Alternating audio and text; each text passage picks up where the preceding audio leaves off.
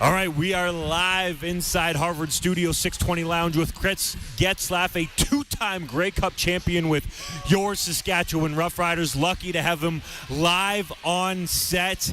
It's buzzing in here, man. Can you feel the energy for the Labor Day Classic or what, Chris? Oh, you can feel it for sure. I mean, just walking into the stadium, nothing but green everywhere. Obviously, the odd blue jersey shows up, but, I mean, absolute best day of the year for when it comes to game day in Riderville.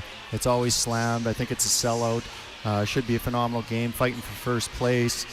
I mean, what more can you ask for in a game like this? It definitely is a sellout, and I believe it might be the biggest crowd ever at New Mosaic Stadium. So a lot of people here for the 2024 version of the Labor Day Classic. When you think of Labor Day Classics, Chris, what kind of feelings come to mind for you? Do you get nervous? Do you get excited? What emotions come about? Well, I was never a really big nerves guy. Even throughout my entire career, it didn't really matter the magnitude of the game. So excitement for sure. I mean, the warm-up and the anticipation to get out and run out of the tunnel each and every game, but obviously especially Labor Day when you know the crowd is just that much bigger every single time and it's going to be that much louder. You know, that initial run out of the tunnel is phenomenal. Yeah.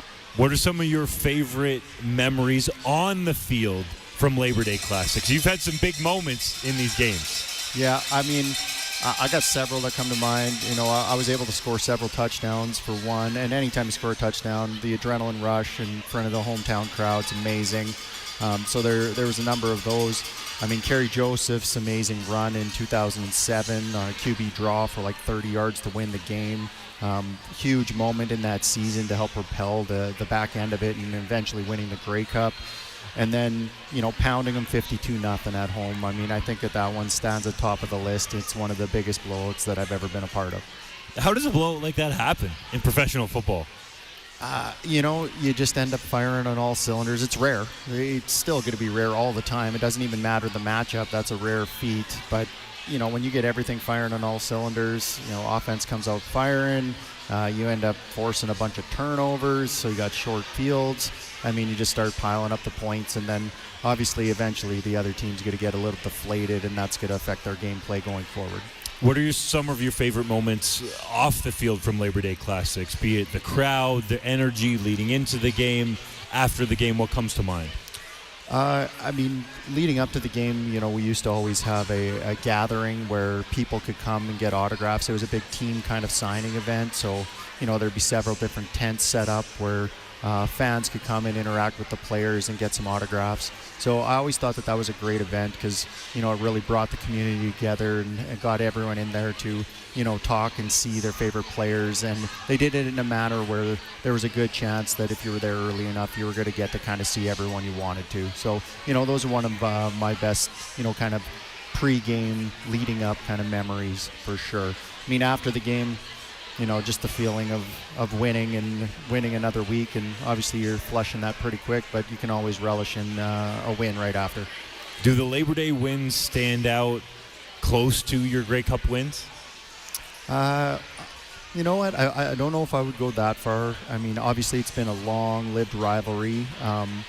I would consider Calgary our biggest rival during my tenure, just because we were always battling for first place. We always ended up having a meaningful playoff game against them, you know, to try to get on and go to the Grey Cup. But this was always right there. You know, it didn't matter what the records were. You know, it was going to be a dogfight every single time that you hit the Labor Day Classic and the Banjo Bowl. And they're also going to be the two loudest games of the year. So it does have a special meaning each and every year. And this year brings back the true rivalry when you're really battling for first place in the West in a game of this magnitude. One of your Grey Cups came in 2007. You mentioned Kerry Joseph's touchdown run in 2007 Labor Day Classic that perhaps helped propel the Riders to that Grey Cup. How did that team complete that run to a championship in your first year? It was just a team that could always come back and win. Like, there was just a belief, and, you know, it's not like we were blowing every team out or anything like that, but, you know, it was a team that constantly found ways to win. And that's what you need. I mean, especially down the stretch, you got to build that confidence and get that connection going with all of your teammates to create that belief that no matter the situation and no matter the opponent, there's always a chance that you're going to be able to win the football game. And 07, they just had that belief. And I just joined the team mid-season, right? It was actually right before the Labor Day Classic is when I came back, because I was in Hamilton, who drafted me, and then I got traded before the Labor Day game. So I got to really jump on the train for the back end of that season. Obviously saw how the team and family atmosphere interacted within the locker room, and got some great coaching along the way. So I think that helped propel me into being a player that was ready to step on the field the following season. You mentioned great coaching, and that was Ken Miller's lone Grey Cup championship as a coach with the Saskatchewan Roughriders. Came really close a couple of times, all about that, in 2009 and 2010. But what do you remember about Coach Miller, who recently passed away? I just remember that he's a coach that everyone looked forward to seeing each and every day. He always had his sayings and his little motivational speeches that he wasn't a big rah-rah guy, but he always had something important to say or some analogy about something in the past or in the history books that he could bring up as motivation for the team.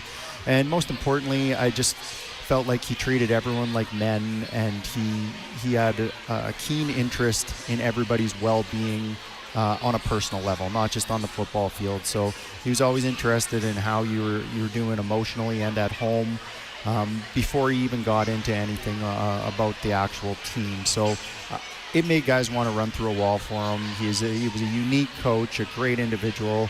He was always there. He was always in the community, and he always had time for everybody. So, I think that from a fan perspective or from a player perspective, everyone just loved him, and he was a great man. Do you have anything that Coach Miller said that stays with you today? And I'll give you an example, because Kerry Joseph made 30 minutes available for me to interview him on the day after Ken Miller had passed away on a Chicago Bears game day when he's the quarterback's coach. They were playing their final preseason game against the Kansas City Chiefs. That's what Ken Miller meant to him, and he said that the week leading into that Grey Cup in 2007, Ken Miller said, and I'm paraphrasing here, but if you don't win the CFL MOP award, time will stop. And that still to this day gives Kerry Joseph goosebumps, and he uses some of Coach Miller's teachings with what he's doing now as the quarterback's coach with the Chicago Bears, teaching Caleb Williams, who has all this hype behind him, and the rest in the Windy City. So is there anything that you take from his teachings that's still present in your current life? I guess, I'm just more reiterating what I've already said, is that if you focus on your personal relationships and your life outside of football, generally speaking, it will translate to your production on the field. If you're happy at home and you're taking care of your family and you're feeling comfortable, it takes away distractions and stress that can happen when you're playing the game of football.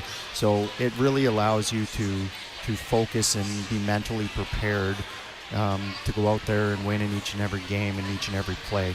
So I just know he's just an individual that when you talk to you, he always made you feel great. And it didn't matter the situation. It didn't matter what you were talking about. You could be going through a stretch of time where you're dropping more balls than you should be. Everyone goes through them. And it wouldn't even be his first topic of conversation, even though that's what a lot of coaches would gear towards, like, hey, like, we got to get this fixed. It would be like, hey, how you doing at home? How's Tia? What's going on? And then gradually work his way into possibly talking about, okay, what's going on the field. So that's awesome. Yeah, that's the biggest thing I can take away from it. Two-time Grey Cup champion Chris Getzlaf joins us live on the Rider Nation pregame show.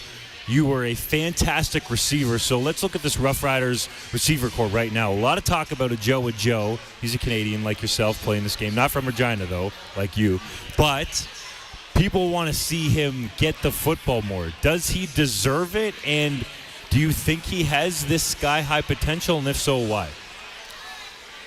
Yeah, I would like to see him get the football more. I think he's got every intangible that you can ask for when it comes to a football player. He's big, he's strong, he's mean, he's fighting in the box, making the blocks that everyone needs out there for successful plays on a regular basis. And his ability to turn 6 into 60 is evident, right? He can break tackles, and he's got that top end speed. So, I think he's a dynamic player, and I would like to see him get the football more. So I don't pigeonhole you on this one. Who are some of your standout receivers when you look at this receiving core currently that the Riders have? I mean, I think they're fairly stacked as a whole. I really like Emelis. Again, he's got a lot of the same qualities. He's got that game-breaking ability. He plays mean. Like, he blocks his butt off out there. He's phenomenal after the catch. He's constantly breaking tackles. So, and a great route runner. So I really like him. I think he's dynamic. Bain offers, a little more shiftiness, a little more quickness in the game. I'd like to see a little more consistency probably with catching the football. But like I said earlier, I went through the same kind of thing. You're going to have periods of time where you have a little bit of struggles there.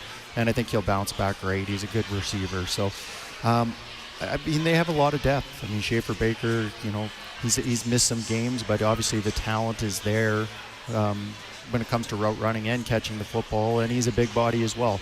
So, they're pretty stacked across the board when it comes to receiver, and when you got a quarterback behind center like Trevor Harris, who's extremely accurate, he understands how to decipher that defense, should be able to move the ball around to a lot of different guys.